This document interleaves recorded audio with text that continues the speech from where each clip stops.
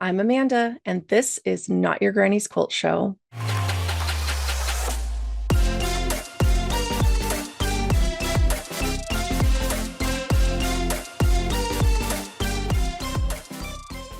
Hey, everybody, welcome to today's episode. I'm so glad you're here.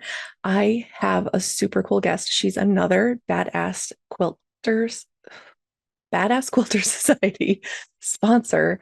And so I'm really excited for you to meet her. Genevieve Moyer is the owner of Thunderbird Handcrafted. They make ice dyed fabric in the summer. So cool. If you haven't checked it out, you need to see. Ice dyeing is like next level. Anyway, and then they do custom print fabric collections on like organic, eco-friendly fabrics every quarter. So you can pre-order the fabric that you want from that quarter's release, and then they make it and then they send it to you. So cool. Anyway, I can't wait for you to hear all about Genevieve and her business and all the things that she does. And also, she's so cool because she's a Badass Quilter Society sponsor, just like I am. So, anyway, let's get into it. Hi, Genevieve. How are you? I'm good. Thanks for having me this morning. Yeah, thank you. I'm so excited. So, you're another Badass Quilter Society sponsor, I just like am. me. So, Am. it's so It's a fun. great community. I love Maddie. She's Yeah. really established a great community there of all different backgrounds, and for us to have a place to just share together, I think Yeah, it's what it adds power to absolutely. for sure. Yeah. Yeah. Yeah, definitely. It's been like yeah, just so good and affirming too, I think, to be in a community of people who think the Yeah. same way and have your back, honestly. I'm like, "Oh my gosh, I've never Yeah. Yeah. never seen that I anywhere always else." say that when one person can speak out, it allows other people to see like they can do the same. Mhm. That's really important. And Maddie really encourages that. And Um, sometimes we need that little bit of encouragement and push. So I'm really Yeah. grateful that I found her, and also all the things that come from that. This would not Mhm. have happened if it wouldn't be for Maddie. So that's Yeah. great. Yeah. Yeah.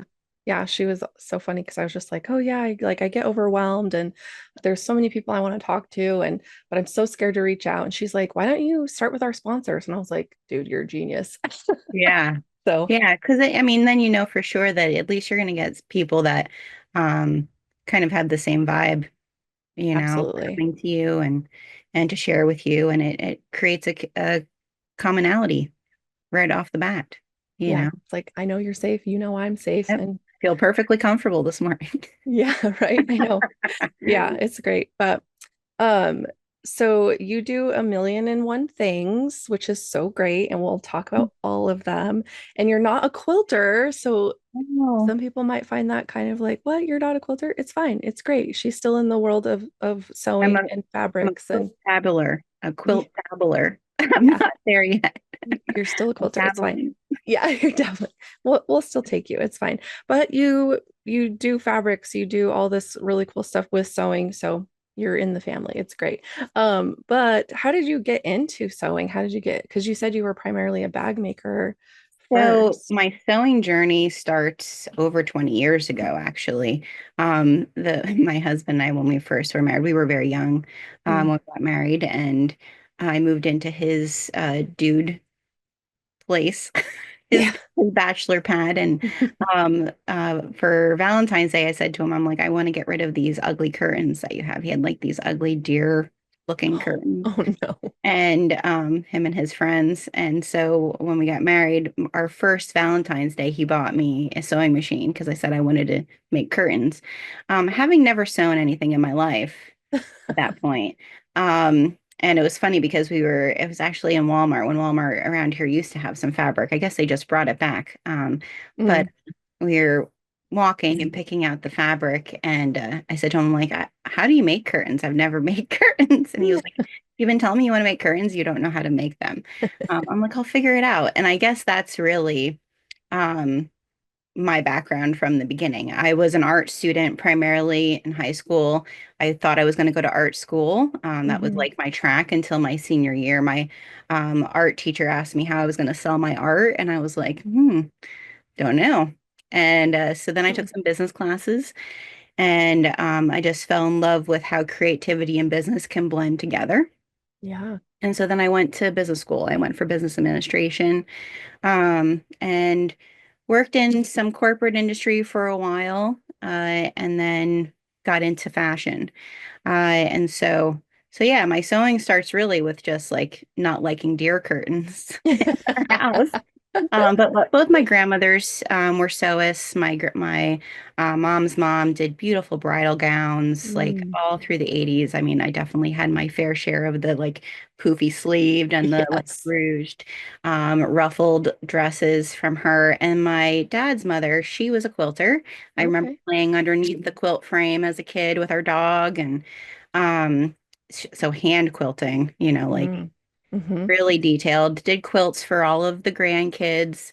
She didn't think ahead that I might be married to a mechanic, so my quilt is all white, Oh, which probably okay. wasn't. So it's never been on a bed because nothing in our house misses from my husband's mechanic hands.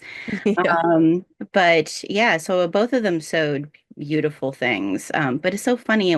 I feel like back when I was growing up as a teenager, um, at least around here in central Pennsylvania, that type of craft was not necessarily passed down anymore. It was Mm, more kind of like it was either we had a big garment industry here, apparel industry. So it was either like you're gonna maybe go and work in that field. So it wasn't like seen as like a traditional thing to pass down, yeah. or it was more on the like Amish and Mennonite end of things. Uh-huh. It's something they do, not something we do. Um, and so I never asked them once as like a young person to teach me. Yeah. Then when I got the sewing machine for Valentine's Day, after I made nicer curtains, my daughter was born and she wanted to be a princess for Halloween. And Oh, I remember going to the Disney store when that was a big deal, right? yeah. And all the princess dresses. Hmm. And again, we were very young, so we didn't have a whole lot of money. And I'm looking at this $95 princess dress with Velcro down the back, and I was like, I could make this, you know. Yeah. Right. And so I went and bought a pattern for like $1, I think it was. I had like four different princesses. And I remember opening up the pattern and being like, this is French. I don't even understand what any of this means. Yeah. Like what are these words? Yeah. And my dad's mom was still alive at the time. She had moved out to Colorado, and she was probably like in her late 80s at the time. And I called her and I was like, "Can you teach me how to read this?" Like over the phone. This was before like FaceTime, Right. you know. And she's like, I can't teach you to sew over the phone.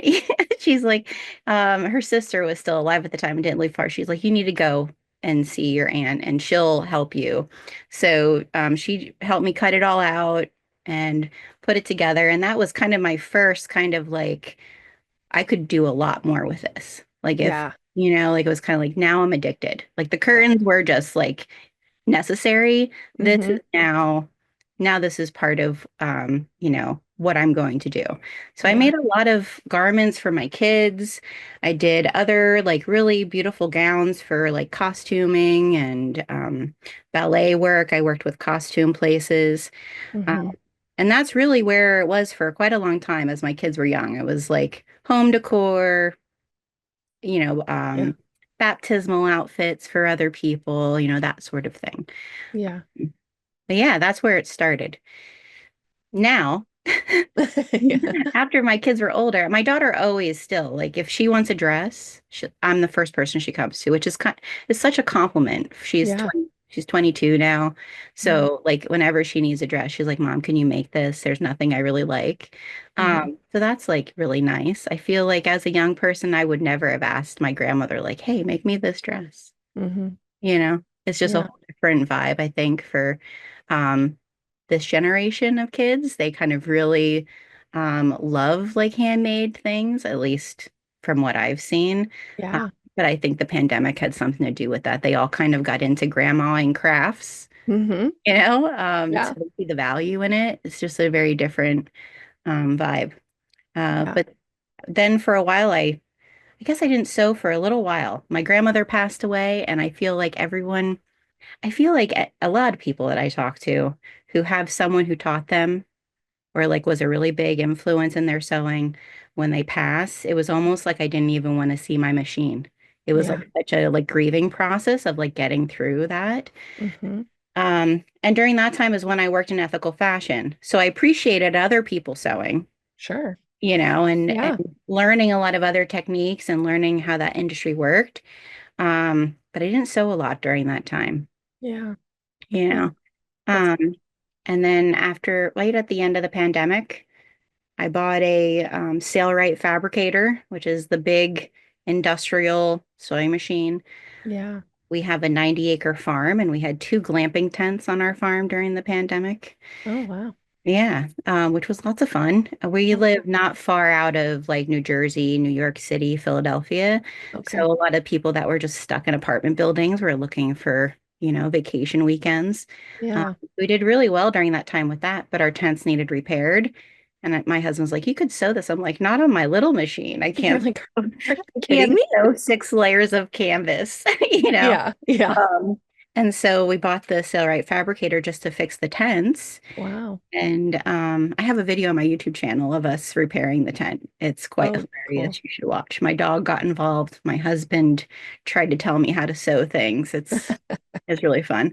And then after that, I started just researching like what else can I make with this machine? Because I was Yeah. like, I have this big machine now. And that's how I got into the bag world.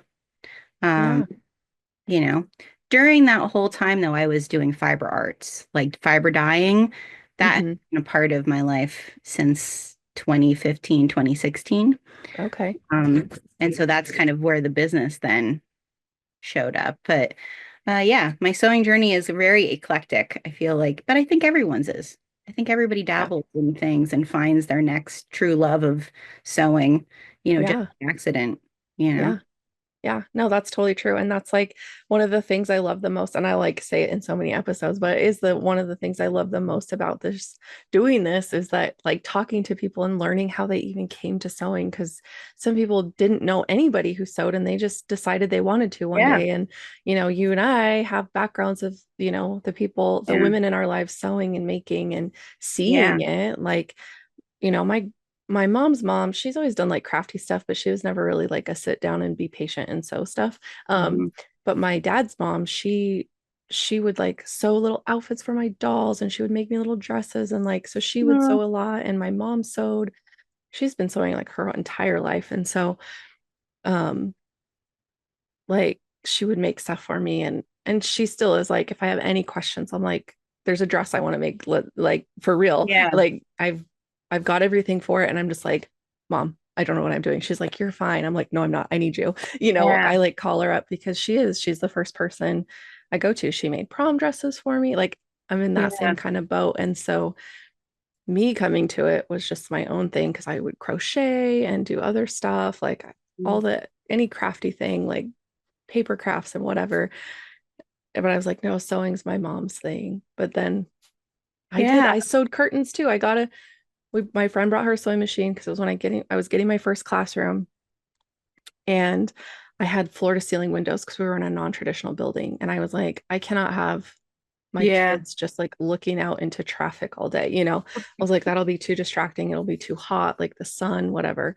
So my friend sat with me. I bought all this fabric and we just made curtains. And then they were like, you could quilt, and I was like, shut up.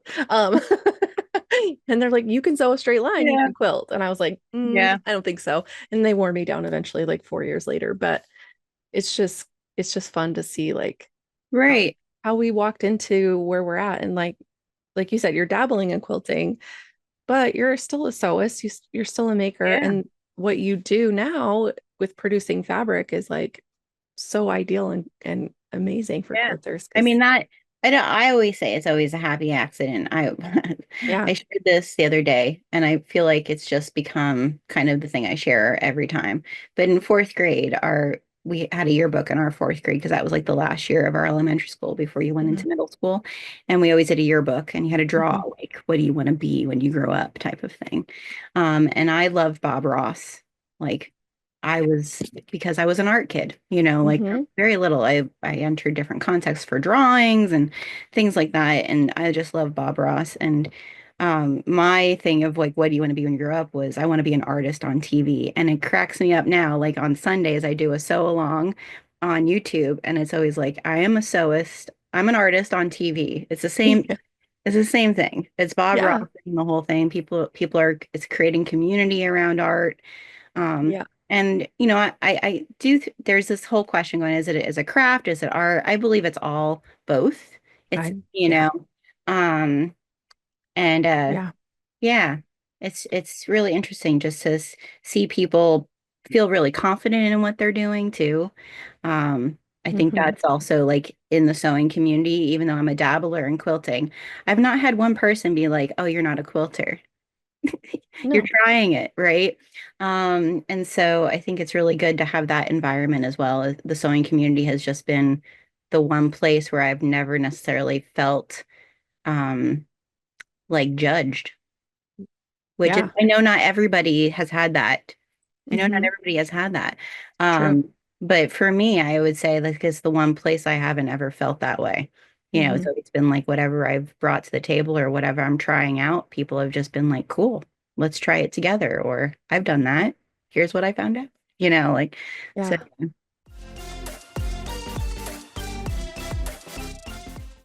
Yeah. No, I love that. And I think it's more often that there's support than there Mhm. isn't. And there are some kind of whatever judgy people, but I think finding communities like the badass quilters and like Yeah. just being You true to find your who, people. yeah, yeah, You find your people and yeah.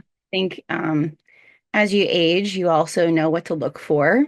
You Hmm. know more about yourself. Like, I think that's the main thing. Like, you learn more about yourself as you get older of like what is your vibe and your people, and Hmm. um, you're more able to recognize when it's not.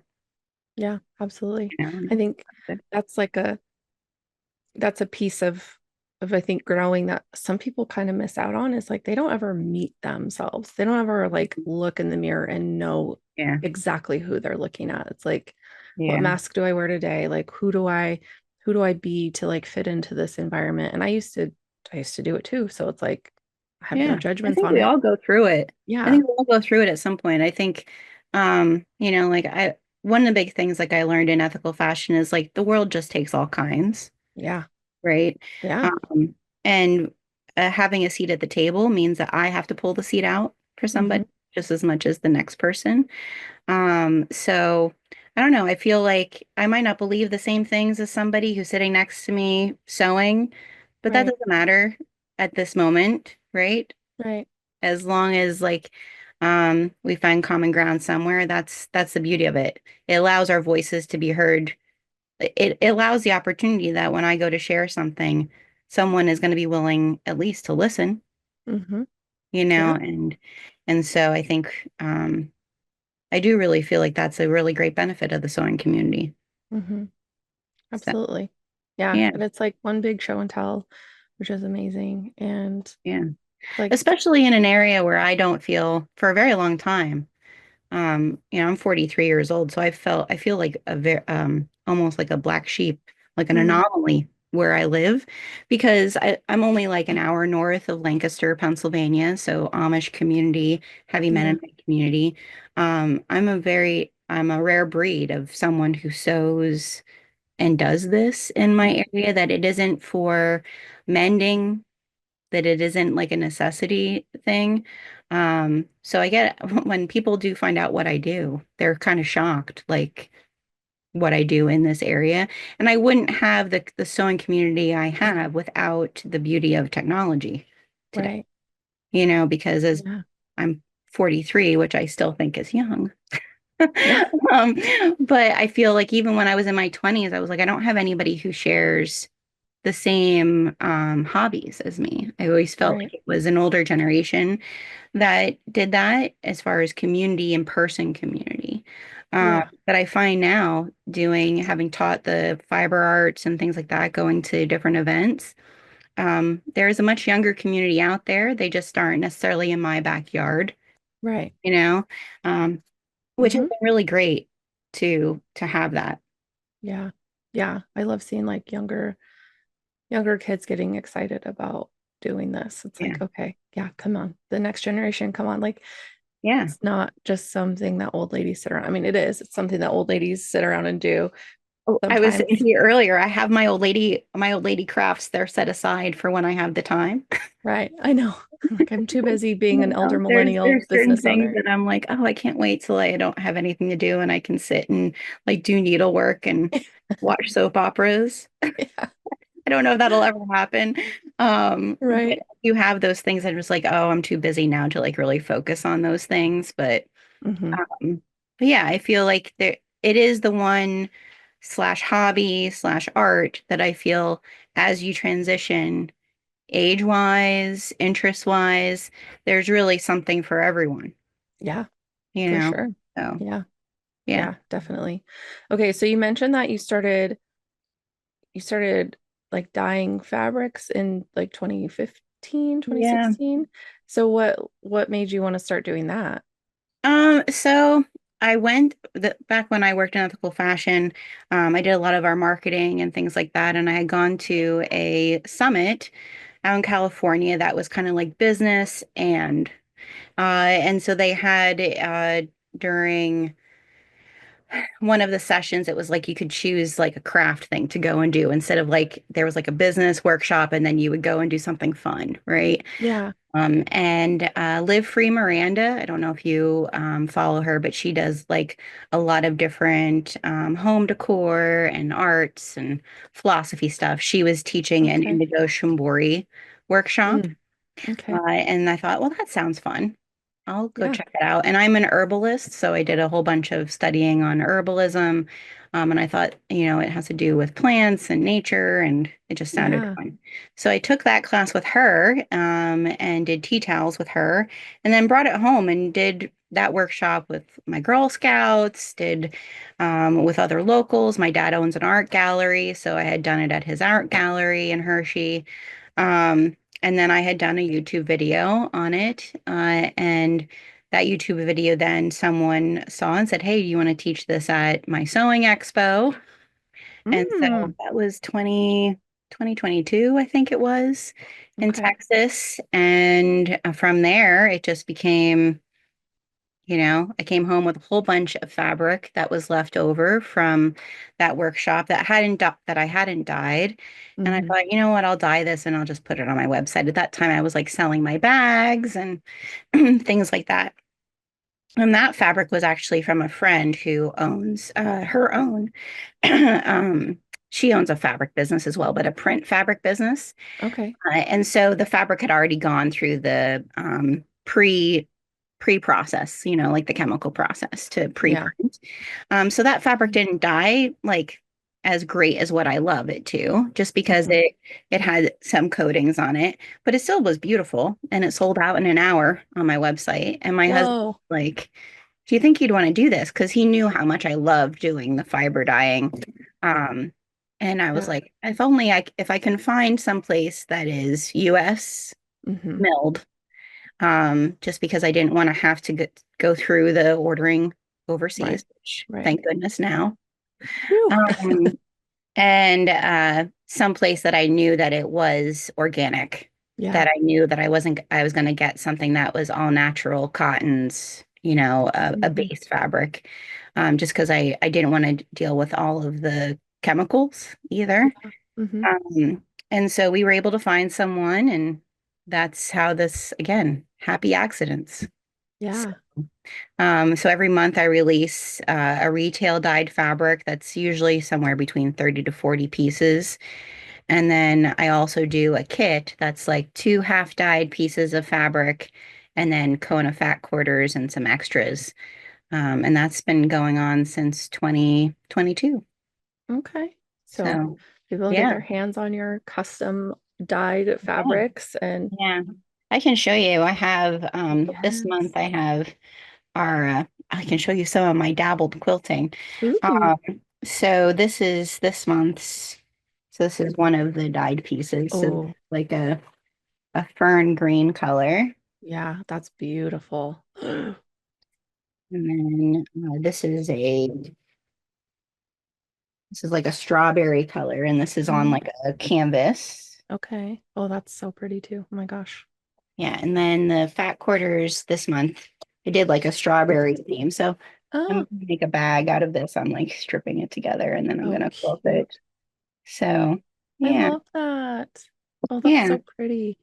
That'll be such a So pretty because bag. my background is in art and business, like one of the Hmm. things I find is a lot of my followers are like people trying to make a business out of their handmade Mm, items, like trying to make extra money or, just trying to learn some different skills. So I do a lot about color theory. okay. You can use color theory to make sure that your stuff is cohesive, just Yeah. like a fashion designer does. Hmm. They go through that whole process. And then I also do a little bit about like what's trending. Since Hmm. I worked in the fashion industry for so long, I kind of understand some of the background, the secrets that they don't want to tell anybody that really aren't secrets. Yeah. So I do share that as well, just trying to help people like, how do you know what is going to be the thing months in advance? Right. Um, And a lot of it is because they make it up. But if you know what they're going to make up, Yeah. You're like, um, how do I and get so in the I mind of share, these people? yeah, so I share that with a lot of my followers, and I feel like that definitely helps. We're spending so much money on our fabrics, Yeah. so if you can know a little bit about what people are going to be looking for and how to Hmm. put things together and use some of that stash that you have Yeah. to coordinate it with something new and different, I try to share that as much as I can. Yeah. That's awesome. I love that. And I think it's like, it's funny because I feel like there was like a big pop of like tie dye in the 90s and it was like kind of a thing. And like, then it kind of faded out and I was like, ew, tie dye, ew, that's for hippies and weirdos. And now it's like coming back so strong. And I'm like, yes, it's coming back. Like, because it's, Totally a hippie and a weirdo. So, yeah. Yeah. No, I've always loved it and been like, um, I've always had like I don't like to sew with them now just because they frustrate the shit out of me. But batiks were always like a thing that I would go Mhm. towards. Like when we would go to the fabric store when I was a kid, I'd be like, Mom, can I please have this? She's like, That's what are you gonna such a use it for? skill. That's such a skill, batiking. I've looked into Yeah, doing that and time consuming for yeah, me. Like, I would love to do it, like to dabble in it a little bit, but yeah, do it on a mass scale is just a whole other level. Um, yeah, because I spend 4 months just dyeing fabric. Like that's before we got on. I was like, I just need to tell everybody, like I'm clean. yeah, But I was dyeing fabric yesterday, so my hands are like, but yeah, we start as soon as it starts getting nice. I'm dyeing fabric every single day, yeah. because I You have have to to. make enough for a full year of releases in 4 months. So we have like close to 3,000 yards of unprinted, undyed fabric, that we're Whoa. working on. Yeah. We also do binding. That's something like quilters might be interested in. Oh, yeah. I do like a twill binding, so I can show you. So I ice dye all the twill binding, so it's like 1.25 inch, so it allows you to do like the nice fold over Hmm. quilter binding. We dye a whole bunch of different colors every year of Okay. that. A lot of bag makers use it for like binded bags or the tops of their pockets and things like that. But Yeah. quilters, they do binding for sure. Heck yeah, we do. That's Um, incredible. How cool. yeah, yeah, Yeah. and all of our fabrics, anything we get is all sourced here in the US. So we're Okay. not, thank goodness. I feel so like feel so horrible for a lot of my friends. I have a lot of friends who also have small fabric businesses that are gonna really struggle over the next couple months. Uh, Yeah. but I'm glad that I didn't choose US made because of any of those reasons. It was mainly environmental, Hmm. just because of seeing what I've seen in the ethical fashion industry. I could not Right. see it, you know? Right. So that was mainly why I looked for someone that was more, stateside and also organic. Hmm. Um, but yeah, it's definitely going to be a hard run for a lot of these fabric companies going Hmm. forward. Yeah. Yeah. Consumers. Yeah. It is hard. And like, I think it's something that like I think so many of us, especially if you're just on the consumer side, you just kind of take for granted, like, yeah, my quilt shop's gonna have fabric. And like Yeah. now that everything's going down, it's like, I mean, they might still have fabric, realistically, but then like, what is the impact going to be? Like, I already noticed some of my local shops they've already raised their fabric prices. Mhm. I think to kind of ease people into that shock of like, oh, it's Yeah. not because it was Yeah. already like Oh, $13 a yard and now it's yeah. 15. And I'm like, okay, which Yeah. if And you're like then, buying a yard here or there, it's like, okay, but it's like when I started in 2017, fabric was like $9 a yard. yeah. And so just over the 6 years or whatever, 8 years that I've been so quilting, it's jumped so much, like six whole more Yeah. dollars every time I buy a yard of fabric. Yeah. Like, I I would don't. say, like, I think the thing we're going to see just coming from the fashion industry and kind of understanding a little bit about how the quilt industry releases designs and things like Hmm. that. I think what you're going to see in the quilt industry, you're going to see less collections being released. I think Hmm. that would be one thing that on their end, on the manufacturer end, they kind of um, save a bit. It's not going to be as much of a rush of like, oh, this is retiring and you're not going to be able to get it. Yeah. You're going to see things last a little longer, which in the sustainability end of things is better. I do think the Yeah. consumerism of the quilt world has got a little crazy over the past couple Absolutely. of years, right? Yeah. Um, so Yeah. I do think you're going to see that collections are around a little longer than what you are used to. Yeah. Um, I also think that knowing what their margins are of ordering overseas, right? Yeah. Knowing those margins and knowing what my margins are ordering here, my Hmm. margins are nothing. Like, Yeah. like we joke all the time, like we're working to like feed my dog bones. Because my margins, I mean, all my stuff that's dyed, I mean, my hands are touching it. I'm creating it. Um, my margins are Yeah. not near what a, fabric that's made overseas. So, I do think that's the other thing. You're gonna, if we can bring some of it back, we'll see. Uh, Yeah. but yeah, I think it'll be interesting to see how the fabric industry supports their consumers because I think that's the biggest thing is like it is a multi-billion-dollar industry. Yeah. So they're gonna have to do something. Yeah. Yeah. I agree. I think it's like things have been a certain way for so long, but it's Right. like we can't do that anymore. And so the companies are going to have to shift to us. Like we're Yeah. the ones who are giving you the space to even have Mm-hmm. people to sell to. So if we're not Right. buying, you have to adjust to us. Like, because Yeah. if you're going to try to keep like the business as usual status quo, like that can't work right now. And maybe Right. eventually in the future things will go differently, whatever. But like Mm. we can't wait around for that either because it's Yeah. like, but I I mean, I think, did just do for my Patreon members, I just did a blog post about how to like kind of prepare yourself sustainably and like hmm. what to think about of things that maybe you want to stock up on versus like how to look for businesses that you want to shop with in the future. Hmm. Because I do think it's important right now for people who are one, if you are a small handmade business. So we just Hmm.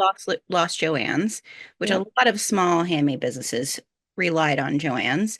Yeah. And then also just to think about where you're purchasing from, Hmm. like, and what are you stocking up on right now? Yeah. If you are a handmade business, if you're doing it as a hobby, most likely a lot of us have stashes, Hmm. right? Yeah. So I do think like using your stash and then really treating yourself, thinking more about like what can I add to my stash that allows me to use my stash, Yeah. you know? Um, because I Hmm. don't, as a sewist and as an artist, I love being inspired by something new. Hmm.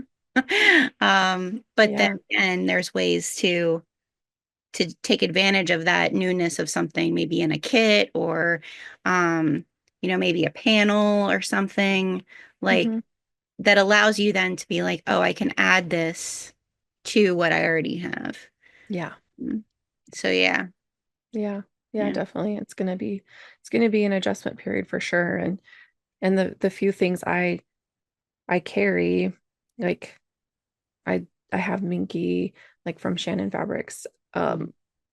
because I'm a long arm quilter. So I'm like, hey, I've got backing, if you want Right. cotton or whatever, that's fine too. But um, and that's seeing price increases, which they've tried to make adjustments like previously to just kind of change their manufacturing and where it comes from, but some of it is already, it's like they're adjusting and they're trying to keep it as like impact free on the consumer side, like on the stockist side as they Right. can, which I appreciate, but at the same time it's like, well, that's just something I might just have to have less of now, and then Yeah. I just barely started carrying um the finishing labels from Kylie and the Machine. And Hmm. she's in That's Australia, gonna, which I knew, yeah. but then it was just like, oh, I didn't really realize how impactful this was going to be right away. Yeah. And then so I made a big order and because it was like, oh, these things are going to go into effect May 2nd. And I was like, okay, well, I'll just get it in now. It was like the end of April. So I'm like, I'll just Right. make a big order, stock up, and then I don't have to worry about it for a while. And the DHL had already, like, when they set up the shipping, they had already applied Already the applied it. 145% fee. And so they're Yeah. like, we changed your carrier. We refunded the difference of the shipping because that's not your fault and da da da. And I was just like, wow, like, thank you. They didn't have to do Right. that. It's my fault that I waited so long because I was just Yeah. kind of like, I don't know what to do. Yeah. And where it's going to affect our friends abroad as well. Like I've traveled Yeah. abroad a lot in my past life, and I just like it's definitely, Yeah. it'll be, it's going to be interesting how it affects the industry. I think everybody just needs to do their part of like being aware, just being Hmm. aware of where you buy from. And Yeah. um, I think we'll be fine, but at the same time, it's going to be interesting. Sewing Yeah. is the least, I think. I think sewing is the least of our worries with it. Yeah. Right? Definitely. Yeah. Um, Definitely. but it's definitely going to have its effects. Yeah. Yeah. It'll be it'll be interesting, but um okay, so you have monthly drops of ice dyed fabrics and you do that all year long, but you prepare through the summer months when it's warm enough to let ice melt outside. And Yeah. Because um our whole business is we try to be as sustainable as possible. So mhm, I'm not using a heavy amount of chemicals whatsoever. All the chemical I use is something that you see every day in a pool. mhm, So I'm primarily just using the scientific aspects of higher pH. And then our whole business is solar powered. So we're okay. also doing that as well, which is great and really nice. But yes, a lot of it is outdoors. Because it's a Yeah, messy craft experience. to do. So we're doing that primarily from now until like September timeframe. We're dyeing fabric. Okay. But we do four quarterly pre-orders for printed design um, a year. And so Okay. I do have a fabric sample pack that people can get. Because this was the thing when I decided I was going to do print fabric, because we have an eco-friendly printer, which is different than traditional print on demands. Hmm. Um, they're using a water chemical bath.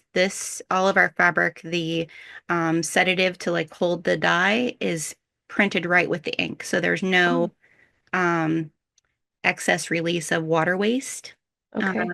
which is really great. And that's all US based as well. Nice. Um, but we do these pre-orders which is one of my ways of like trying to focus more on the sustainability factor of it, like order what you need. Not that we don't also order what we want. Right.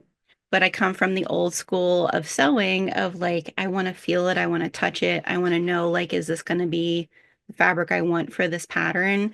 So we decided that if you sign up for our email list, you get a coupon code, and then all you do is pay shipping, and we'll send you the little fabric sample pack. So Okay. then that way, every pre-order, like you can decide, oh, I like that design, but I want it on, the Kona cotton, or I want it on a brush cotton, or we Hmm. have apparel fabrics too. Okay. Um, so yeah, so that's really. if someone really wants to learn more about us, that's probably the best thing is to sign up for their email and get your little sample pack. You'll see my dog. Yeah. Our dog is Boop our, the snoot. yeah, Boop the Snoot. He's our pandemic baby. Both my kids are Oh, grown. My daughter's actually graduating college next week. oh my gosh, Um, yay. yeah, yeah, biology student. So hopefully she can find some work. Uh, Yeah. but yeah, we got him during the pandemic, so he has no clue. And I work from home, so he's just like, "Sorry, I'm by your side all the time. I don't care where you are." He's actually outside right now with my mother-in-law so that he doesn't interrupt because he would interrupt if he was here. But everybody seems to love Apollo, so we decided to like go boop his snoot and he'll give you a free fabric. Yeah. I saw that. I was like, that is hella cute. So cute. Yeah. Um, well, that's such a cool idea too, because like, yeah, you're right. I love shopping online. It's so convenient if I can't get something locally, but like if I can't touch the fabric, if it's new to me and I've never tried it before, I'm like, Yeah, but how is that going to interact with everything else? So that's really cool that you do that because I think you're right. Like it makes a difference when you can touch right, things and feel them right. and see how they look for real in person. So, Yeah. And there's so many different names for fabric. Like when I worked in the ethical fashion industry, it was so funny because there'd be fabrics that someone would say, well, this is this. And I'd be like, no, I know it as this, right? And so I think sometimes it's nice to like, I'll get messages like, oh, the Lux Sateen, I get what that is now that I've used it here, right? mhm. So I think sometimes it's just feeling it allows you, probably geographically to be like, oh, this is what I know it as. Yeah. And then it can help you think about like, well, what patterns, what types of items will work the best for that base. Mhm. And then all of our designs, I curate all of our collections of prints based off of what I foresee being trends in the industry. So we have one collection that's all of color of the year. Mm. So whether it's the Kona cotton color or the Pantone color of the year, those are things that if you're trying to sew to sell, or even if you just want to curate whatever you're making, it allows you then to be like, oh, I know these things are going to be things people are looking for. Yeah. So every collection I curate that way. I do a lot of online research all year, trying to make sure that I'm pulling the right things. Yeah. That's awesome. So, well, by the time this airs, the pre-orders will be over, but um the the summer one is like there's a book Yeah. lovers bundle, which is so cute. Yeah, And so we just released, and this was part of me thinking about sustainability wise of because I also don't want to spend a ton of money on my own craft. Like, right. Yeah. like we all want to try to be conscious about what we're spending. Hmm. And so we created these book lover panels, and they're not all book themed because I know not everybody is a bookish person, but it tends to be what my people seem to talk about a lot. And so we did these book panels that are a half yard of our sailcloth. So Oh, it's heavy enough that you could do bags with it, but I've had people do quilting with it too. So you get two panels, and then there's a nice amount of like a coordinating print that goes okay. with it. And then we have over 60 different designs right now with it. And I really focus on making sure that we could do it as an under $20 item, Okay. just because that way I felt if you are doing markets, a lot of Hmm. sewist to craft markets, that you'd be able to get with some additional coordinates, you could probably get two decent size items out of it Hmm. and still make your own margin. Because I get questions all the time from people who are makers who sell, well, what should I charge? And you should really be charging what it's worth, right? And Yeah. time, how much your supplies are, all those things. But that can be difficult when you're spending, like you're saying, so much for all of the fabric, right? And all of the supplies that go into it, and then still try to pay your time and Hmm. make it something that's palatable for someone at a craft market that's, bringing $40 with them, and that's what their goal is, to spend $40 on like three gifts, right? Right. Um, so we really focused on doing those. So we will have in July, I think I'll have a short retail I try not to stock a whole lot, Yeah. because that's one space. And two, trying to be sustainable about it to not have a ton of stock on our shelves. But we will have a short retail in July for that. And then our next pre-order will be in September. Okay. So we have a Halloween releases of designs, which everybody loves. All the spooky gals come out, all the spooky sewists. Yeah. Um, and then you'll be able to get any of our designs as well during that time. So, but we'll have new designs for Halloween and holiday at that point. Okay. That's so cool. Yeah. I love that. Well, and so yeah, so I guess like you're doing research, you're looking for trends and so are you designing all these I on work with your own? artists. Okay. I do have some designs that are mine, like our feathered fabric. So I brought some of these up because I'm like, I feel like I never talk about my own designs. Yeah. Uh, so I Oh, took the colors of all of my dyed fabric, so that if you are quilting, because I know quilters like to coordinate real like it's a matchy matchy, right? yeah. So I have every different color of the rainbow, pulled the colorways from my dyed fabric and made feathers. Okay. So that is one of my designs. So we have feathers that are mine, but I work with like at least a dozen artists.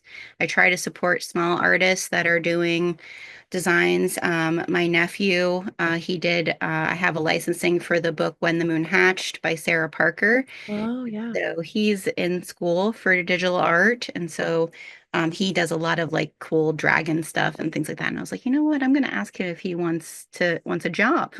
Yeah. And so he helped design the images and the seamless for that fabric. I work with some designers overseas as well because I think, having worked overseas, knowing the differences of how things work there with that sort of thing. And Mm-hmm. yeah, I work with a variety of artists, Okay. make sure that they're getting their licensing and things like that. Because I think that's also the other hard part. When you come from the art world, you just also know the starving artist is a real thing. Yeah. And so try to support artists where I can there. Yeah. Yeah. That's incredible. And what a fun way for them to like put their skills to use and then see it be Yeah, used in so many different ways. And yeah, it's out yeah, there, it's not just yeah. like a print hanging on or, a painting hanging on Right. somebody's wall, or they're not just Yeah, like throwing it into the void, hoping somebody likes it. It's like somebody yeah, does like it and they're using it right. and it's getting moved around the planet that way. Yeah. My nephew, when we finally got the fabric printed for When the Moon Hatched, I made him like a belt bag type of thing, right? Yeah. Sent it to him, and his mom took a video, and he like started crying as soon as he saw his art Oh on my God. something. Like he really couldn't believe that people were purchasing it. Yeah, like I think that that's also important for young artists. Hmm. I do a lot of public speaking. I go speak at our local high school to our art department and things like that, just because, you know, people don't realize how accessible it is nowadays either, Hmm. especially in small rural communities like where I live. A lot of those kids are like, what? I can sell this on Etsy and make money like Yeah. now, right? And I'm like, yes, like Yeah. now. That one of the things I love about our business is I get to work with so many different types of artists and encourage people to see their craft as art as well. Yeah. I think so often people think that it's not. Um, and I really Yeah. do. It's a craft and it's a skill that you've learned, but at the end of the day, you're creating something, Right. a finished product at the end. Yeah. Yeah. Because this came up in the episode with Zachariah from Solarium. Yeah, I And love them. I know I do too. Um, and their comment on that, because that was his advice, was just like, no, you're like, remember that your craft, like this is art, like what you're Yeah, making is art. And the person said, your craft is what you need to make your art. And I was like, right. that's right. It's a craft, it's a skill. Yeah, And if you don't have those crafts or those skills, then the art, you can't make your art. You can't, yeah. you know. So I was I like, feel that's like a every artist is a continual learner, yeah, right? Like right. they're that in every part of their life, I think too. Mm-hmm. I mean, Mm-hmm. I know I'm the first one to Google a medical situation. Um, Yeah. I do think that you hone a skill, Hmm. right? And so often, this is one of the things I try to teach my kids all the time is like you do nothing alone. I'd always Mm-mm. say like you never learn anything by yourself. Even learning how to color in the lines on a coloring book as a little kid, someone taught you how to do that. You're never Yeah. in on an island by yourself. And the sooner you learn to ask for help or ask someone, how do you do that? Hmm. Um, it's one of the reasons why say like fashion world says that there's secrets. There's no secret. Like everything has been done before. Hmm. Like, and why wouldn't you want new people, new inspiration added to that, right? Right. So yeah, I think it's so important that we see, yes, you've honed the skill and you have this craft, but at the end of the day, you're creating art. And Yeah. just because it's not sitting in the Smithsonian yet doesn't Hmm. mean that it's not art. Um, Yeah. there's a Game Boy in a Smithsonian. So if there's a Game Boy in the Smithsonian, your bag or your quilt or is Hmm. definitely art. Yeah. Yeah. And every time you make something like it's unique and it might maybe make Right. this the same pattern in the same fabrics 5 times, but each one of those is going to have its own little intricacies and its own little differences from each other Yeah. that like not every single one is exactly the same. It's not being like manufactured in by robots, by machines, like Right. you're the one putting it together. So it's like it's going to have that human element. And to me, like Yep. that's where the artistry is Yeah. what did you put into it? What did it, whether it's seen as a quote unquote imperfection Right. or not, like that is you in that piece. Great. It's not made by robots. It's a human thing. So Yeah. And that's where it adds the human legacy piece yeah. behind it. Like I think a lot about just one in the time we're in it. We're going to see so many more artists show up in like the resistance format, Mm-hmm. right? Because that's been something that's has happened throughout history, Mm-hmm. right? Quilters, whoever. I mean, Yeah. it's been used in so many different ways in that regard. And also just in your own like geological legacy, like Mm-hmm. ancestry legacy of Yeah. things, I think it's really important even if my daughter hasn't asked me to learn how to sew, is that at some point I share that with her because I think it does get lost, right? Yeah. She's a crocheter right now. But the other day I saw there's a woman on YouTube who did like the quilting block and then had them crocheted together. Mm-hmm. Have you seen that? Mm-hmm. And I was like, that would be a great mother-daughter gift, like together to do, like Yeah. for me to quilt blocks and then have her crochet them together Yeah. to like find more ways to get back to doing some of that because I do think that that's the way we make sure that this skill and this art is continually handed down without the intimidation factor, Yeah. right? Yeah. Um, Yeah. so Absolutely. that's one of the reasons I love to teach at events Yeah. and that I end up being the oldest person in the room, which is like wonderful, right? Yeah. I think that's such a great thing that came out of the pandemic is that so many young people picked up these different types of crafts. Hmm. Um, and so I love being there and like seeing people learning and being exposed to new things. Yeah. So that's one of the reasons I do love teaching at events. Yeah. Yeah. It's something that's like it's important, and I think we can like I think that's where like our generation is coming in clutch in this industry is we're like bringing other people in and being like you can approach this however you need to approach this. Right. There's some basics you need, but Yeah, however else you access it and do it is fine as long as you're totally. getting to the end goal that you want, Yeah, or you're and I mean, I shouldn't say or and you're learning something from the process of what you're doing. yeah, That's all that matters. And totally. I think that's where like I love seeing people be more like calling out more vocally, like quilt police and people who are like trying to tell them, you that's ugly. It's like, well, fuck off then. Like I didn't make it Yeah. for you. Like I made it for There's a me. whole, I think that's just art in general. Like, I Yeah. feel like when I worked in the fashion industry, there was a lot of like, this is the way it should be police type of people. And I'm just like, Right. I don't, to me, that concept, being an artist, I guess if you come from it from a different aspect than it being art, there, to me, there is no new ideas. There's just inspired on old ideas, right? Yeah. And Hmm. without other artists' work, you don't create your own. Like Right. I just shared, I started this quilt that had these two things combined. I was like, oh, that's really cool. Am Yeah. I going to do exactly what that artist, that quilter did? No, it's going to No. be my own spin of it, right? But Right. that's the really, we need to remember that there is really no line of like how things should be. It's all made up anyways, Hmm. right? Um, and Yeah. don't get me wrong, there are some things that you can do to make things easier for yourself. You learn these different little techniques that like, oh, that Right. makes it look nicer if I do it that way. But Hmm. there's a nice way of sharing that, and there's a way of like, sorry, you're not necessarily allowed here because you don't know that, right? Yeah. And so I don't know, I've just always been very much about kind of the whole child way of learning, right? Yeah. Versus let's put you in a box and say you have to be a certain way, right? Hmm. Yeah, for sure. Yeah, and I think that it screams elitism and it screams like, Oh yeah, it's definitely privileged yeah, focused. Yeah. yeah, privilege. Yeah. Like, well, I know more, I have more money, or I have more status, so I get to tell you what is and what isn't. It's like, Yeah. nope, that's not true. Like, Yeah. you don't get to Yep. tell me anything. And Yeah.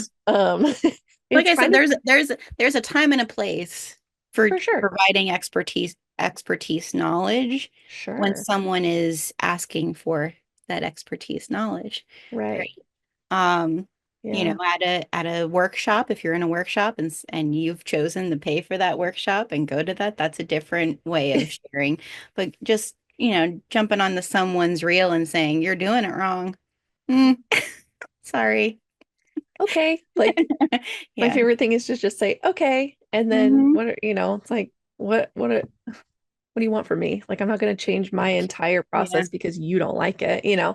It's it's definitely like an interesting um kind of topic to tiptoe through sometimes, or like not even tiptoe. I feel like it's expected that because we're women in an industry, like Yeah. we're kind of expected to tiptoe around it or be like, Mm, oh, I'm so sorry. I shouldn't have said that. It's like, no, you came onto my page yeah. where I make my stuff and you decided to leave a nasty comment. Like, what? No, absolutely Nothing not. better to do. That's Yeah. my opinion of that whole thing. Yeah. Like if that's, I'm so busy Yeah. I don't have time. that like if you have that much time to go Hmm. around and comment like that on things, and Hmm. I have other things to do. And if you want something to do, I'll come and do it with me. Yeah. I'll give you Right? a job. Yeah. I'll Yeah. pay you to do something. Like Yeah. I'll Yeah. get you busy. Yeah, exactly. Yeah. It's like, And I also have empathy to a certain sure. extent for those Yeah. people. I have empathy um just about like what happened to that person, that someone also potentially was the Yeah. same towards them, right? Right. And that's one of the things, like I try to share that a lot on any of my lives. Like Yeah. everybody who joins my, like there's no, you're gonna see me make a lot of mistakes. Hmm. We all Like, do it. We all do it. there might be a whole live where I'm ripping something out the entire time Hmm. because it's, even though I have the skills, it still is a process. It's Right. still right. And it doesn't matter how seasoned you are at it, there are still going to be things. I do think that's the one great thing why we don't see a whole bunch of that in the sewing community, as I think sewing keeps you humble. Hmm. You are going to run out of bobbin. You are You going to are. have to rip something out. Yeah. Like there's no foolproof way of doing it. No, Um, that doesn't have mistakes that show up. Every sewist will pick out all the things wrong with their item, right? absolutely. And someone who's never sewn in their life who sees it is going to be like, that's gorgeous, Right. right? Uh, Yeah. so I think it all comes down to just remembering your humanity and keep Hmm. yourself humble, Hmm. you know? Yeah. No, I think you're right. I agree with you totally because it's like we all mess up and we all, yeah, like you said, it doesn't matter how seasoned you are. It doesn't Yep. matter how much time you have, how much sewing time you have under your belt, you're still Yep. going to mess up because again, we're only human. Yeah. And like, yeah, we've got cool tools and machines and things to help us, but like Yeah. we're still just human bodies doing these things. And so Yeah. I don't say just in the sense of like demeaning what it means to be human, because I think we're Right. magical and humans have so Right. much capacity to do amazing things, but we are kind of limited in our physicalness in some ways. Yeah. So it's like, There's bigger things to get worked up about, oh, is for all I sure. have to say. Right. Yeah. You Yeah. know, like Yeah. there's bigger 100%. things in the world to be worked up about than how someone sews something. Yeah. Please take that energy and like put it towards something that like go be Yeah. an activist somewhere. Like go Yeah. Yeah. fight for change for something. Like don't Yep. come at me. Like I'm just a Yep. girl trying to sew. Like Yep. For sure. oh man, that's so funny. Gosh, I'm so excited. You just do so many cool things. So um what was I going to ask you? Okay, so you said you do like a Sunday sew along on your YouTube. And so is it ever like themed or are you just like on there to shoot the shit and sew? Um, it's my way of making sure I sew something. Okay. So, like, I invite people to join me, but it's really become because as the business has grown, Mhm. I have found if I do not schedule that time to sew, it doesn't happen. Yeah. And so it has become more like, okay, 10:30 a.m. Eastern time on a Sunday, I am scheduling time to sew no matter what. Like Yeah. at least once a week, you need to get yourself because I find because I love dyeing fabric, because I love what I do with the business part of it, and Hmm. I'm so privileged that way. Like I worked in a lot of industry where I hated my job every day. So like Hmm. to be able to come and like every morning I'm excited to get up and go do what I love. Um, Yeah. it becomes an addiction. I'll be Hmm. very honest. Like it's very easy for me to forget about all the other things Hmm. that I love, right? Right. Like I love to sew. Um, so my sew-alongs are primarily, I'll just say it's selfish. Like it's let's sew something, but at the Hmm. same time, it's also, and I'm sure you know this, having like a public presence and a social Hmm. media presence, you create relationships with these people who follow you. Yeah. Um, I totally am not one of these women who like is a fangirl of people. Not saying that I've never been starstruck, Sure. but like I mean, I guess I just always remember like, Amanda, you're human, Yeah. Yeah. right? Yeah. And if I meet you in person, you're a human just like I am. And if you look like you're stressed, I might not come over and say hi. Yeah. I Right. understand that perspective. Sure. But I also love being out at events and someone coming up to me and being like, thank you for doing what you're doing. Like this made me feel like I wasn't so alone because there's a lot of people who like also don't have, which I understand, a community of sewists that they Yeah. could go to a quilt guild or that they could go to a group of other people in person. Hmm. And so I also do it for that regard, is that I know that there's people who join me on a Sunday who like that is their quilt guild. That is their Yeah. sewing guild. That's who's getting together with them. They're sharing what they're sewing that morning. Like they don't Yeah. sew it with me. I usually try to share like, hey, I'm going to work on this a couple days in advance. I'll share what I'm going to make. But if Okay. that's not what they're making with me, I always share the pattern designer. Like I do all of that. Um, Hmm. because I think it's important to share their work as well if someone wants Yeah. to grab their pattern. But it's really just a time for community. Yeah. I tried to curate it. I tried to, do the whole editing thing, and that was way too much time. Um, and so I just feel like it's more about community on a Yeah. Sunday, you know. Yeah. Yeah. I love that. And I think like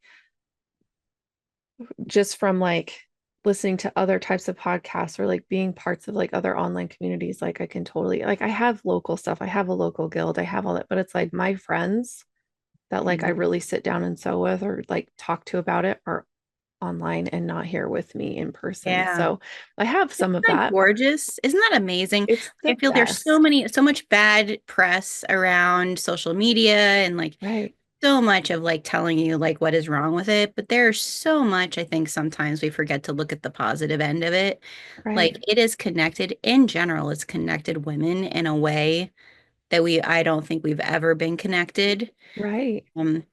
just in the fact that I can say it, like perimenopause, I can't remember something, Yeah. like the conversations that it has stemmed in all different areas of my life just as a woman, Hmm. going through kids with teenage kids. Yeah. Say they should That's write more rough. books about moms for teenage kids They because really should.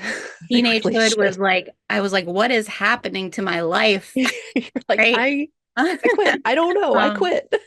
and during a time where a lot of people don't talk about, like a lot of women don't talk about it because, there's this public persona, like your kids should be doing great in school and like all these things. And Yeah. I do feel like that's where the sewing community and the art community for me has really, I mean, my business, they've done amazing as customers, but I will say more as like fellowship and friendship. Man, I've really like it's been such a gift to have that, and in Yeah. times like we're in now, Hmm. like, to be able to know, like with Maddie, to have a place where I can be like, man, I'm feeling it today. Yeah. I'm feeling the stress of all of the things, Yeah. and really need other women who get it, Hmm. who are isolated in an area that don't have other people who think like them. Hmm. I put my sign out today. Okay, I'm waiting for, you Yeah. know, like those types of things. Yeah. Um, I just think it's so important that we have that, and it's such an awesome thing. Yeah. Yep. I'm an Xennial, so I'm like on the cusp of Gen X and Yeah. millennial, and to have learned everything analog, like the internet Hmm. is like it's still kind of a new thing for us, to be really Yeah. honest. And like I was just looking back, like I was thinking back to high school. I was like, I didn't have none of this, none of the like there was no such thing as an iPhone. We were still texting, like trying to figure out the letters. Like that was Hmm. college for me, The right? T9, like Um, hit every button 50 times. yeah, Yeah. yeah. And Yep. now to have what we have, Zoom, all of these things, Hmm. like, on Sundays we chat with my kids via FaceTime and they're in different states. Like Yeah. that was like a Pepsi commercial back when I was a kid, right? Right. Yeah. Right. You know, Exactly. Yeah. Yeah. so, I'm just a couple years younger than you. Well, maybe like 3 years younger than you, but mm. so I'm like right on So you that. probably have a similar Hmm. experience of like I do feel really, as much as we've experienced some really crazy things in the world, our Hmm. generation, like everything just keeps hitting us. Oh, I another economic collapse. Okay. Oh, another. Yeah. It's Yeah. like, oh, great. Yeah, Here we yeah. go again. Yeah. Uh, Yeah. yeah. I do also think like how cool of a um grow up experience of innovation, Yeah. right? Hmm. Um, to also still like I'm much better with like getting my thoughts down on paper and pen, Yeah. but then to also be able to navigate this whole world. Like we were almost kind of forced Yeah. into that, right? Yeah. Um, I Yeah. do think that is definitely one of our biggest assets as a generation. And if we can harness that for good, Hmm. I think we'll be Absolutely. okay. Absolutely. I've said it before because people are like, "Oh, my social media." Da, da, da." I'm like, stop engaging with the shit you don't want to see, and you won't see it Yeah. anymore. Like Yeah. you're bringing yourself into that space, and like, yeah, there is some really crappy stuff out Yeah. there. There's some really negative stuff out there, but you tell it what you want to see. You Oh, for sure. decide how you want to engage, and like mine is like a lot of badass women because Yeah. that's who I've been engaging with. That's who I follow. Right. That's who I interact with. So my algorithm's like, here you go. You want another badass, like Yeah. activist woman? Here you go. You want Yeah. another cool quilter? Here you go. I'm like, thank you so Yeah. much, Yeah. Yeah. Instagram. Yeah. Like, you're really doing Yeah. me a solid here. I do think So there's not enough of education around it. Being no. I'm on a school board locally, and I do think like it's the one area that I try to express is like my kids, because I was on social media from my time my kids were like for a business, for work in general. I feel like both my kids were like, I don't want to do that. Like both my Hmm. kids were kind of like, no, until I had a YouTube channel that was paying me something. And then my son was like, Mom, that's awesome. Like he actually messaged me from college and be like, I saw you did a video, Mom. Like Yeah. he's really like, but neither of them wanted social media, I think, because I talked more about it, of Hmm. like the downfalls and things like that and like how to be safer on it. Yeah. But because there isn't enough of knowledge, I think, around that, enough of education around that, I think we end up with what we see the bad side of it becoming because young people don't really understand how to protect themselves or Right.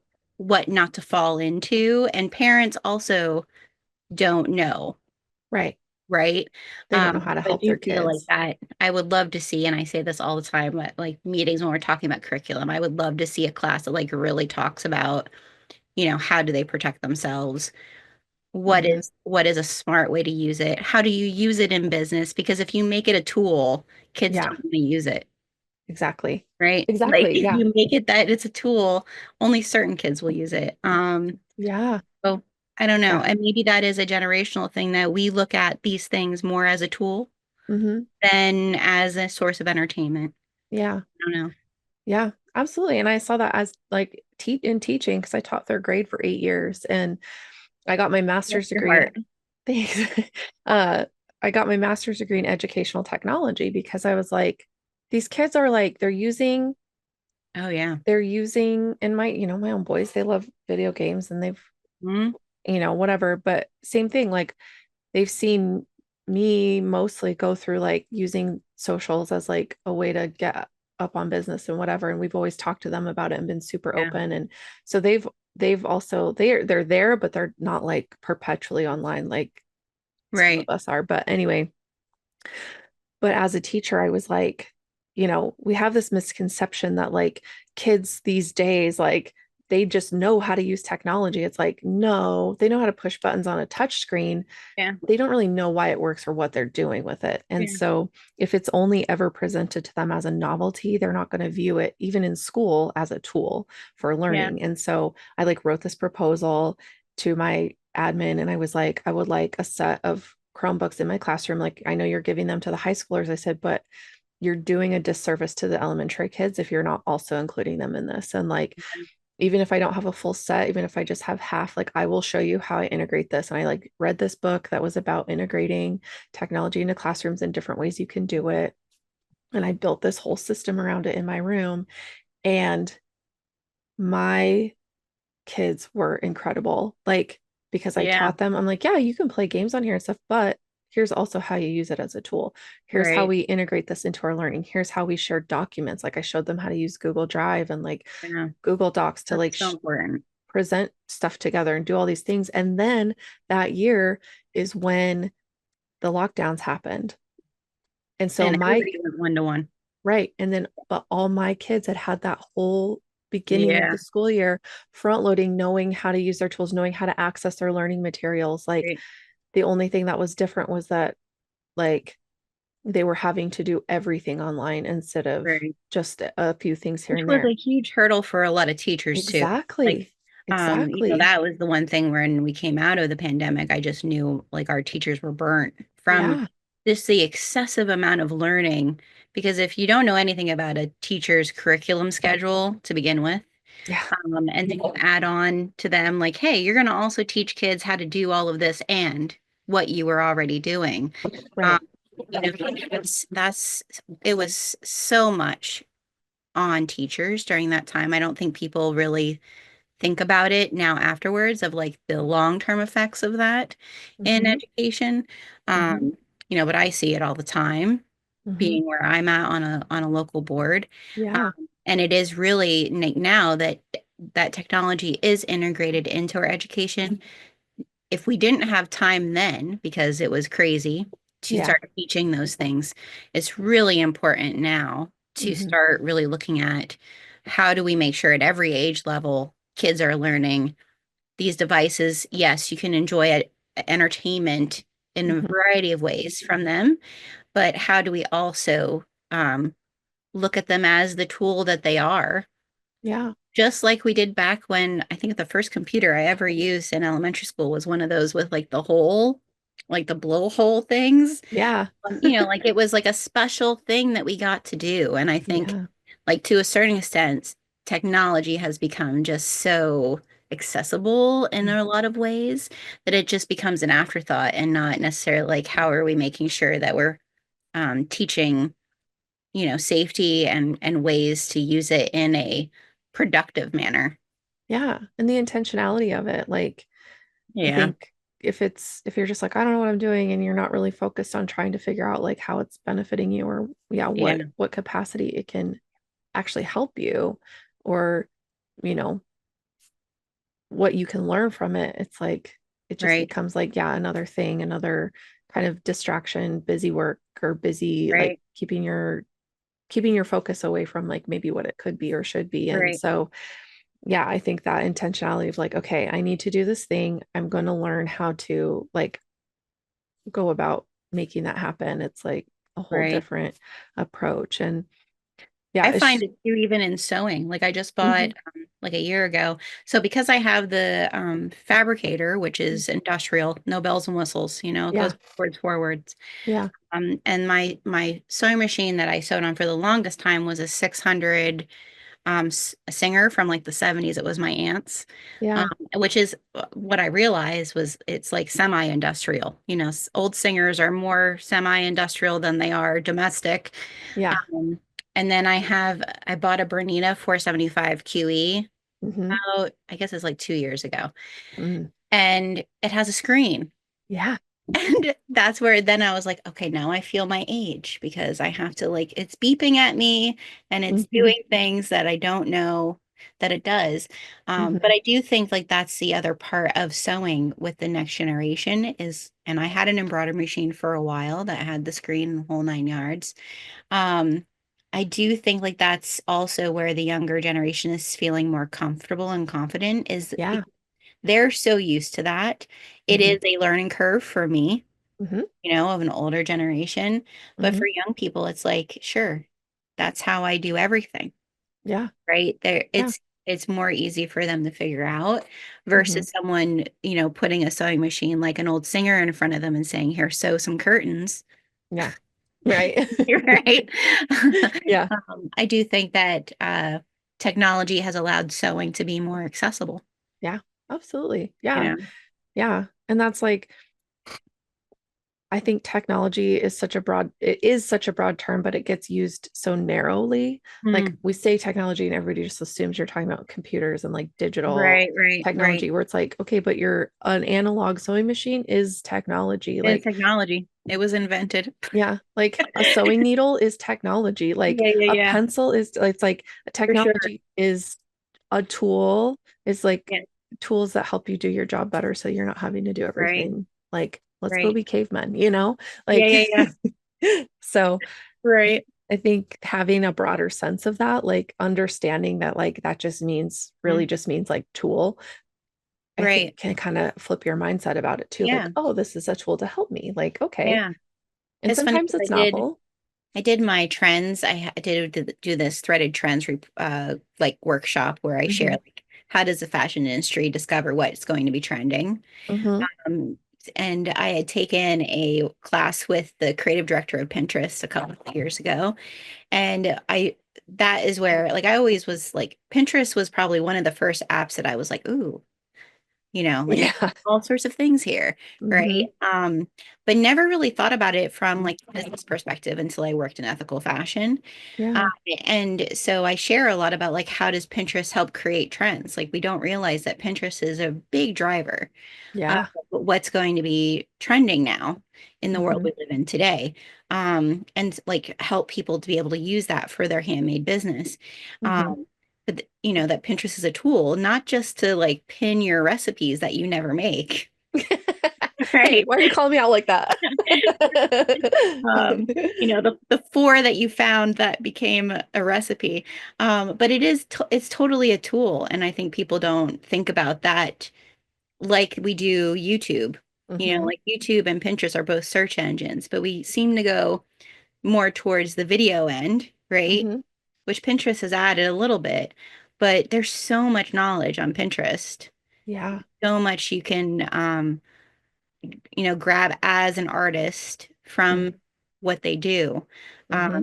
And they have a robust amount of like support and Yeah.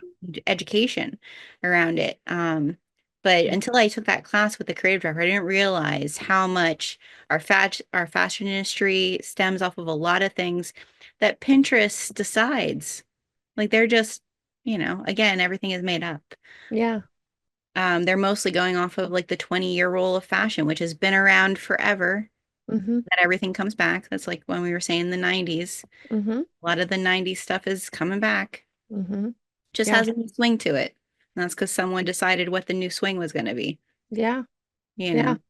It's like so funny to watch. Like my two boys, like my oldest, he doesn't care. He like has his 5 items of clothing and he's perfectly happy with it because he's invested in like Yeah, yeah. Patagonia and like high-end Right, brands that right, he's like, I agree with this company because they're sustainable and I know that this is gonna last me a long time. right, Like that's his slant. And our youngest, he's like he had like the wildest fashion in high school and he thrifts everything. Like he'll buy new occasionally here and there, but he mostly thrifts his clothes and modifies it and whatever. And just right. like his whole thing and the stuff he come like would wear, I'm like, that's my outfit from 2002. Like, what are you Right, talking about? Take that off your body. Like, right, no, don't right, take it off. right. Like he has a Yeah, great yeah. sense of style and he's like kind of calmed it down as he's like gotten into college and like has Right. a job in the industry where he's like trying to get his degree and like working with Yeah. like PhDs in that field now, Right. like as a freshman, which is like so cool for him. But anyway, so he's like, I'm trying to be more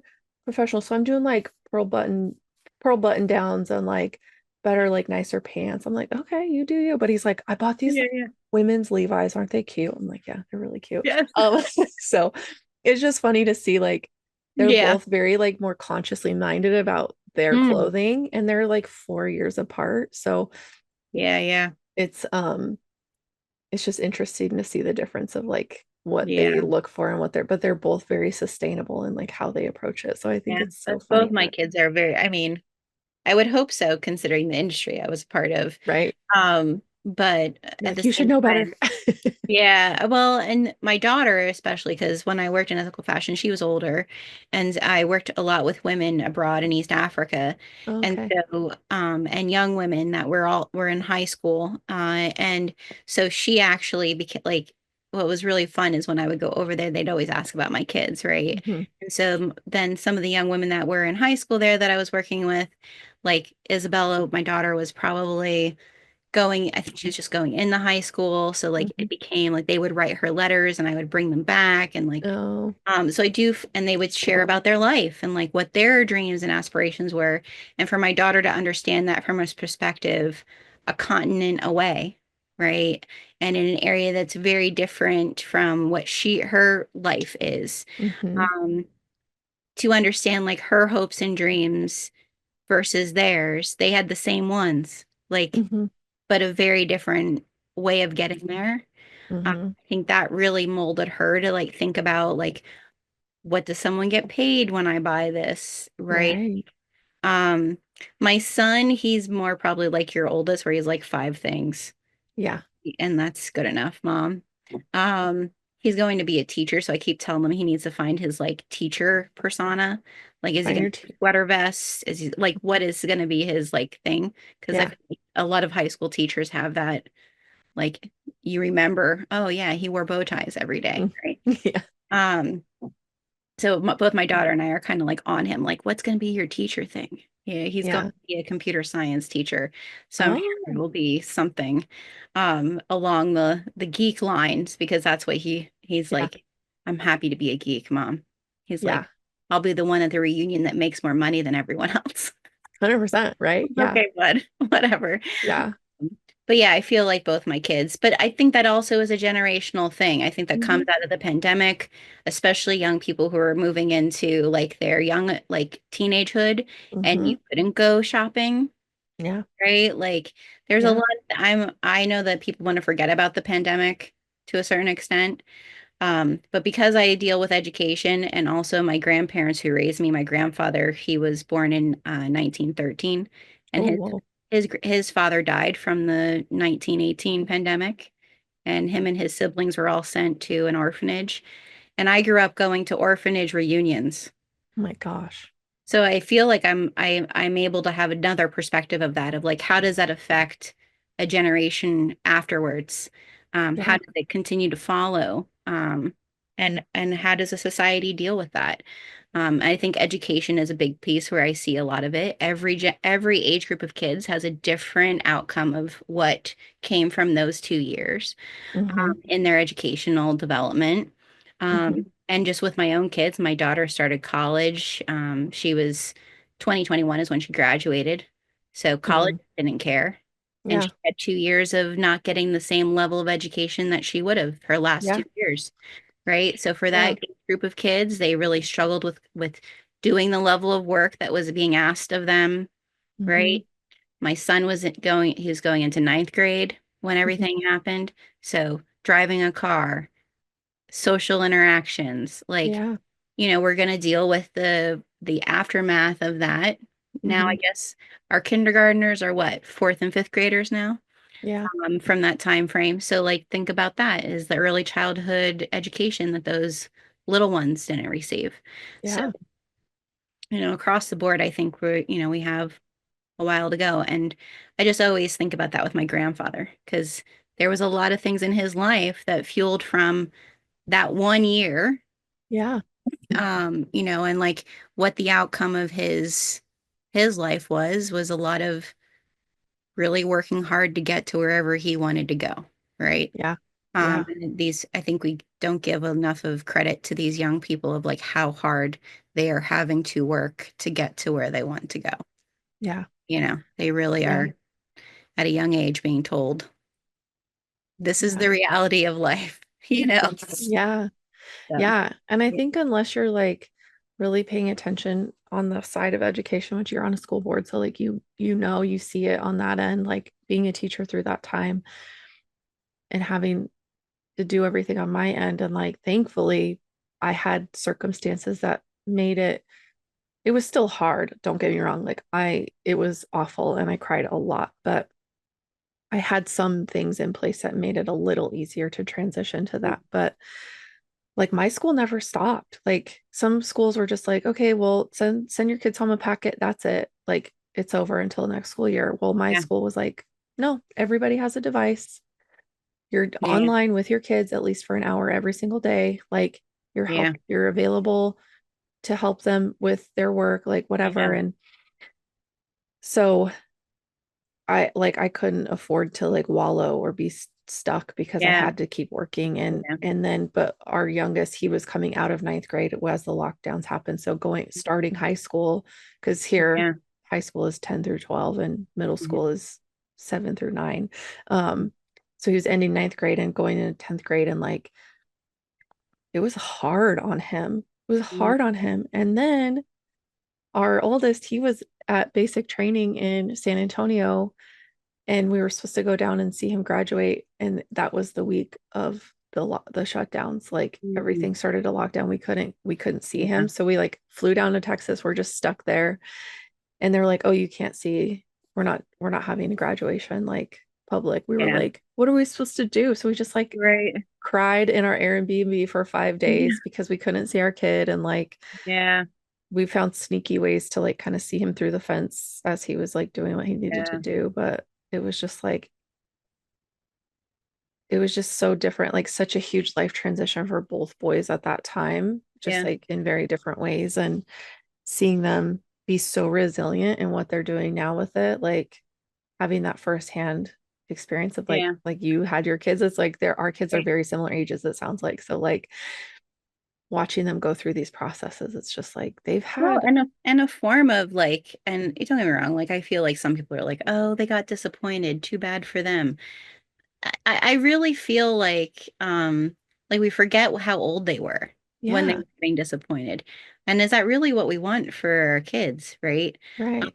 My daughter had a lot of things lined up. She wants to work for NASA someday. She's into Ooh, aerospace and she yeah. had she had done a whole lot of work for it. She had an opportunity to speak. She got her Girl Scout Gold Award. She was going to speak in Texas in front of the big Girl Scout event. Mm-hmm. And then she also was accepted into a program out of Florida for citizen astronaut training, which is Mm-hmm. basically like it's through Richard Branson, which is kind of the British Elon Musk, just Mm-hmm. there. Um, and so she had an opportunity. She was the youngest to ever be accepted into that program, and Okay. it was a week before the shutdown. And basically it was like, okay, sorry, you're not doing any of these things. Sorry. And to Yeah. think about how that affects a 17-year-old, Yeah. right? Like, that's going to be with her the rest of her life of like this catch up to what she wanted to do, right? Hmm. I'm not saying that we don't, yes, disappointments happen. Right. Let's acknowledge that it was a pretty big disappointment for a lot of young people. Right. And I understand why we had to do it. I'm not Yeah. saying we shouldn't have. Right. But I also think now, as they are adults, as they come into adulthood, of all generations that should understand what it's like to have one thing after another kind of hit you, Hmm. our generation in general should be in the workforce, understanding like how do we now also kind of take a guiding hand Right. and not so much of maybe what I feel like I saw when I went into the corporate world of like, this is inaccessible to you because Hmm. I'm here and you're here, Hmm. and you need to do the work to get here, but I'm not going to tell you how to do that work, Right. right? Yeah. That I, bootstraps idea. I yeah, I really hope that there's more of our generation as these young people enter the workforce, like remember that part Yeah. of it. But I also think like to bring it back to sewing, like it's Yeah. really where I see probably one of the reasons why there was such a big insurgence of young people like my daughter going into crocheting from YouTube or Hmm. sewing or whatever, was we also need these outlets to be therapy when life is feeling a little hard, right? Hmm. And I think that's another really beautiful thing about the sewing community is, and I hear a lot of people all the time, like, sewing is my therapy or my craft is my therapy. Hmm. There is something true about working with your hands and like what that helps you to overcome and helps you to be able to get through. Um, and so I would say like that's probably one of my tips is like remember that your craft or that your art is a form of therapy. Hmm. Take the don't I find myself sometimes having a business rushing through my craft.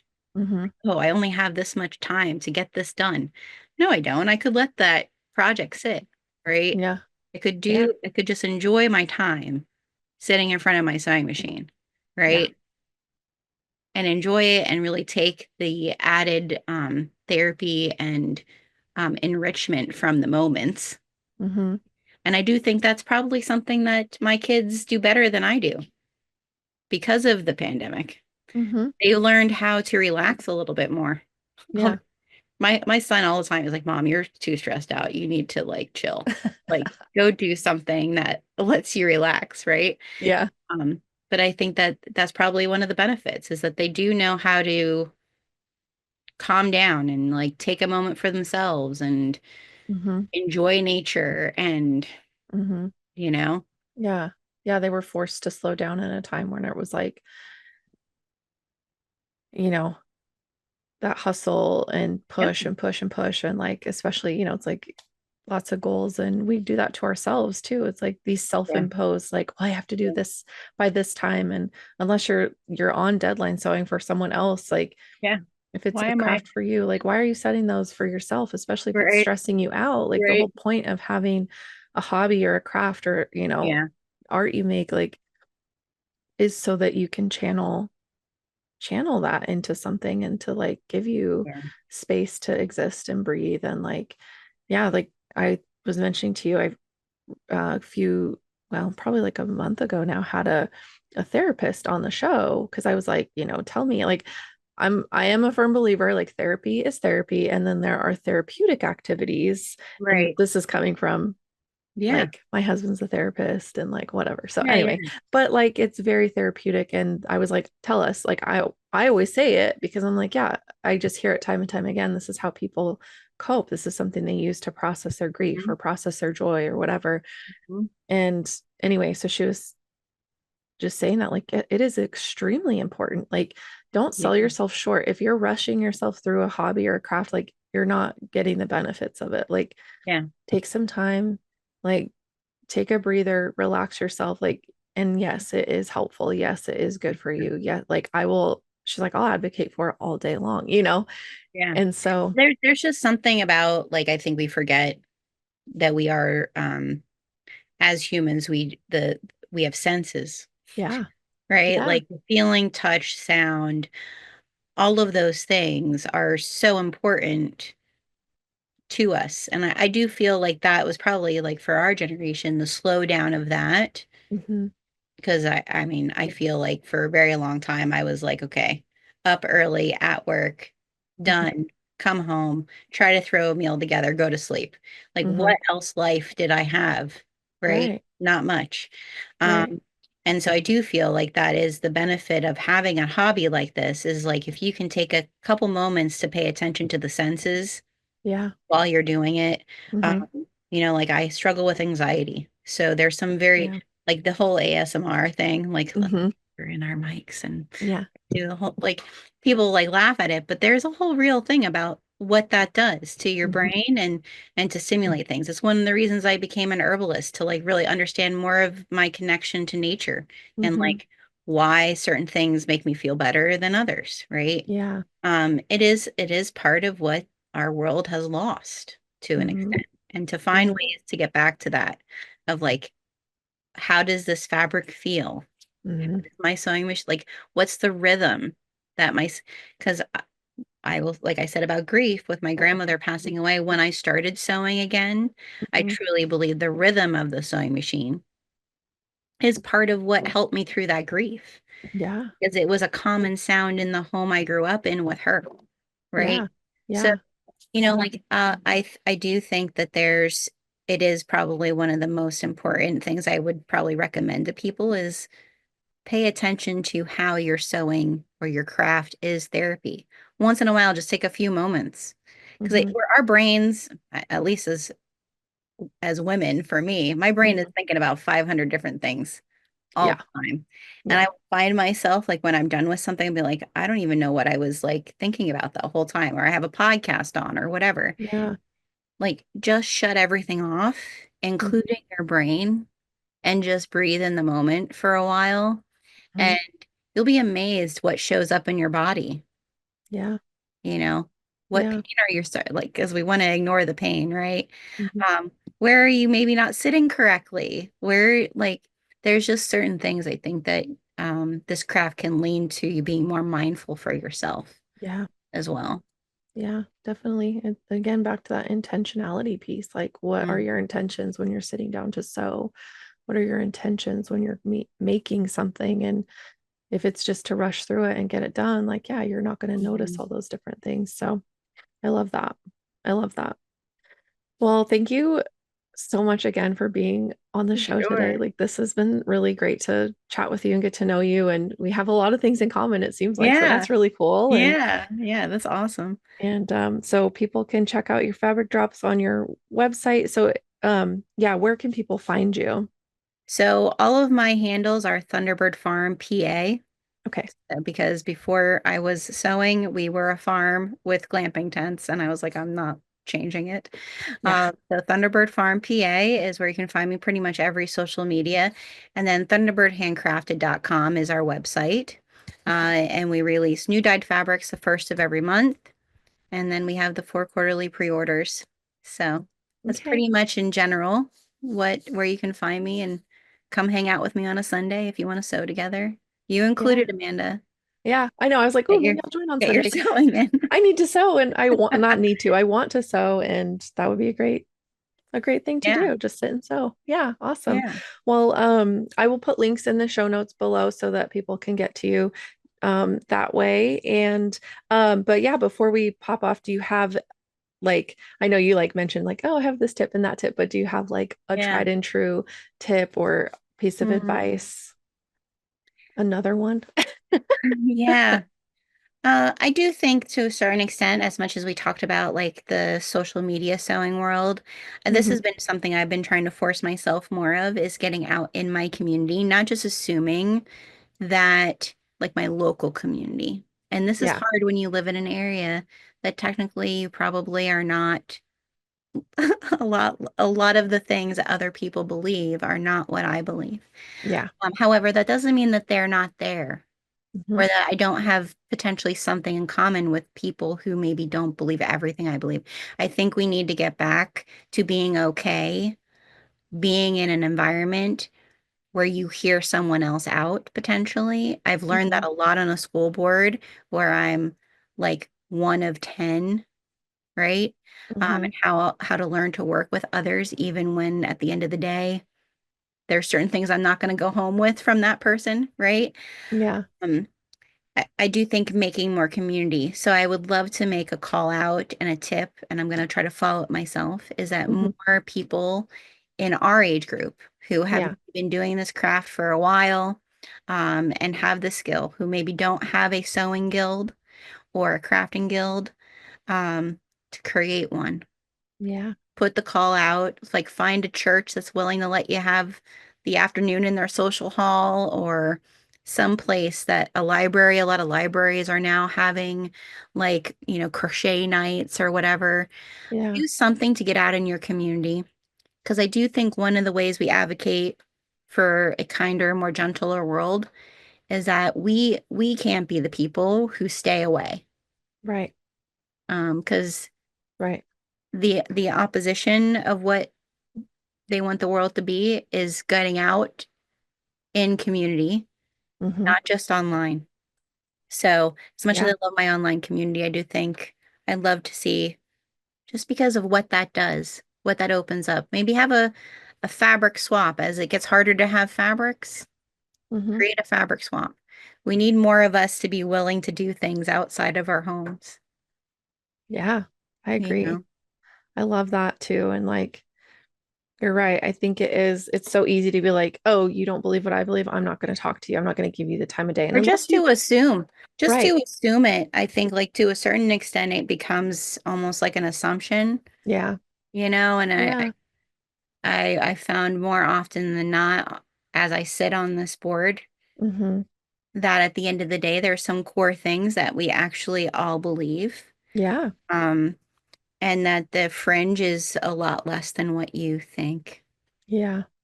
you know. Right. They're Not that called it's the, not real. I'm not it's saying it's not real, right.